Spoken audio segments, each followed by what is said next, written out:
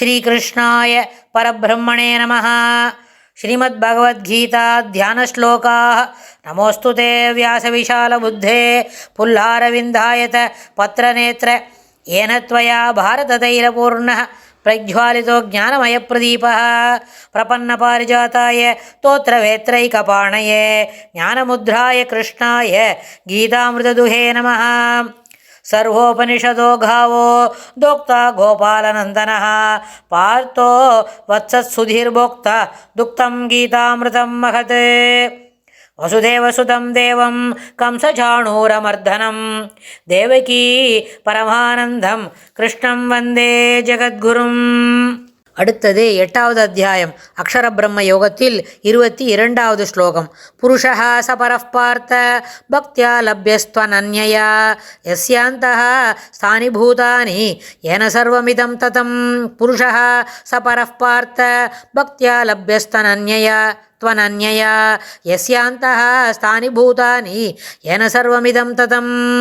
பார்த்த பூதானி, இந்த ஸ்லோகத்தில் பெருமாள் கூப்பிட்றார். பார்த்த பூதானி, எல்லா பொருள்களும் எஸ்ய எவனுக்குள்ளே இருப்புடையனவோ, எல்லா பொருள்களும் இந்த 14 லோகத்திலும் என்ன ஸ்தாவர ஜங்கம பொருள்களின் கூட்டமும் எவனுக்குள்ளே இருப்புடையனவோ, யாருள்ளே இவை அனைத்தும் இருக்கின்றனவோ, ஏன எவனால், இதம் சர்வம் இந்த உலகம் அனைத்தும் இவை அனைத்தும் தத்தம் என்ன பண்ணுறது வியாபிக்கப்பட்டுள்ளனவோ, அது அந்த பரஹா புருஷன், அந்த பரமபுருஷன் அனன்யயா வேறொன்றிலும் நாட்டமில்லாத பக்தியினாலேயே அடைவதற்கு உரியவன்.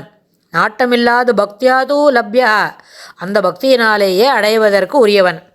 இது யாருன்னு கேட்டால் நம்மளுக்கு தான் தெரியும். நம்ம இதனால் பார்த்துட்டே வரோம். நம்மளுக்கு என்ன மனசில் இதை சொல்லிகிட்டே வரும்பொழுதே புரிஞ்சிடும். அப்படின்னு சொன்னால் ஸ்ரீகிருஷ்ணர் தன்னை பற்றி தன்னுடைய சிஷ்யனான எதிர இருக்கிற அர்ஜுனன்கிட்ட சொல்லிக்கிறார். இந்த உலகத்தில் இருக்கிற, இந்த உலகம் என்று சொன்னால் பிருத்திவி மட்டும்தான். ஆனால் 14 லோகம் இருக்கு. மேலே 7 கீழே 7. என்ன தலை பாதாளன் ஒருவருக்கு பாதாளம் வரைக்கும் இருக்கிற, கீழே இருக்கிற 7 லோகமும், மேலே சத்தியலோகம் பிரம்மா இருக்கிற இடம் வரைக்கும் இருக்கிற 7 லோகத்துலேயும் எங்கே போனாலும் என்ன பொருள்கள் பூதானி எஸ்யாக ஸ்தானி, எந்த இடத்துல இருக்குதோ எவனுக்குள்ளே இவை அனைத்தும் இருப்புடையனவோ அவனால் இதம் சர்வம் இவ் அனைத்தும் வியாபிக்கப்பட்டுள்ளனவோ, எல்லா பொருள்களிலும் பெருமாள் இருக்கார். எல்லா இடத்திலும் பெருமாள் ஆதிநாராயணன் என்ன பண்ணுறார், எல்லா இடத்திலும் விரிந்து பறந்து அங்கங்கே வியாபித்திருக்கார். அப்படி இருக்கும்பொழுது அந்த பரமஹா புருஷா, பரப்புருஷன் யார் அது, பரஹா புருஷா அப்படின்னு சொன்னால் பரமபுருஷன் அனன்யயா வேறொன்றினாலும் அடையத்தக்கவன் இல்லை. எப்படி, இடைவிடாத நிச்சலனமான மனசில் பக்தியினாலேயே என்ன அடைவதற்கு உரியவன். அதாவது தூய பக்தி, அதில் என்ன பண்ணா கலப்பில்லாதது, வேறு எந்த விதமான எதுவும் எதிர்பார்ப்பில்லை. பெருமாண்ட பக்தி பண்ணணும், அவனிடம் அன்பு செலுத்த வேண்டும். அதை மட்டுமே அடிப்படையாக வைத்து செய்யக்கூடிய இந்த செயல் என்ன பண்ணணும், அவனை அடைய முடியும். இதுபோல் இந்த செயல் என்னது, பக்தி. அனன்ய துவனன்யா, வேறு எது மூலமாகவும் அடைவதற்கு உரியவன் இல்லை. அவன் என்ன பண்ணுவான், பக்தியாது லப்யா, பக்தியினாலேயே வேறொன்றிலும் நாட்டமில்லாத பக்தியினாலேயே அடைவதற்கு உரியவன் அப்படின்னு பெருமாள் இந்த இடத்துல சொல்லிக்கிறார். அதாவது 22வது ஸ்லோகத்தில் பக்தியினால தான் பெருமாளை அடைய முடியும் அப்படின்னு சொல்கிறார்.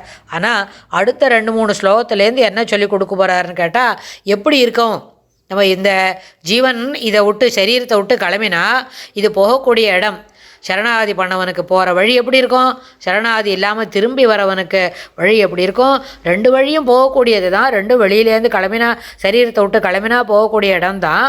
ஆனால் அது எப்படி இருக்கும் அப்படின்னு அடுத்த 2 ஸ்லோகம் தாண்டி சொல்லித்தரப்போகிறார். அது எப்படி இருக்குன்றதை நம்ம பார்க்கலாம். ஸ்ரீகிருஷ்ணாய துப்யம் நமஹ.